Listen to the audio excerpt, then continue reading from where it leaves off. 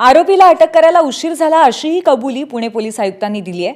प्रकरण fast track कोर्टात चालवण्यात येणार आहे। आरोपीला अटक करण्यासाठी गुणाट गावातील ग्रामस्थांचं सहकार्य मिळालं, याबद्दल आयुक्तांनी त्यांचे आभारही मानलेत। या घटनेनंतर पुणे पोलिसांनी पुण्यातल्या महिलांच्या सुरक्षेबाबत आढावाही घेतलाय।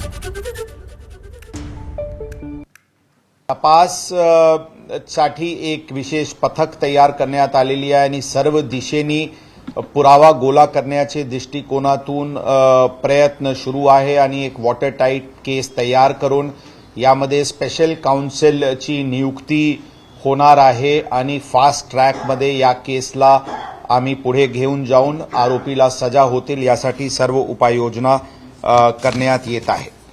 आरोपी अटक करण्यामध्ये उशिरा नक्कीच झाली, म्हणजे 3 दिवस झाली। खरं या तपासमध्ये प्रथम दिवशी फिर्याद आल्याचे 1.5 ते 2 तासाचे आत वेगवेगळे टीम्स लागून त्यामध्ये अंदाजन 23 सीसीटीव्ही कॅमेराज जे एसटी स्टँडचे आतील भागात आहे आणि 48 जे सीसीटीव्ही कॅमेराज बाहेर पुणे सिटी सर्व्हेलन्स प्रोजेक्टची असतील किंवा स्थानिक लोकल असतील त्याचे अवलोकन करून 1.5 ते 2 तासाचे आत आरोपीचे नाव निष्पन्न करण्यात आला होता। आरोपी बद्दलचे तकनिकी पुरावा की तेच आरोपी आहे ते करण्यात आला होता आणि त्यामध्ये आमचे पथक गावात जिथे ते आहे तिथे अंदाजन 2चे सुमारास त्या दिवशी पोहोचले होते, परंतु पूर्ण प्रयत्नांनी त्यावेळी आरोपी भेटला नव्हता।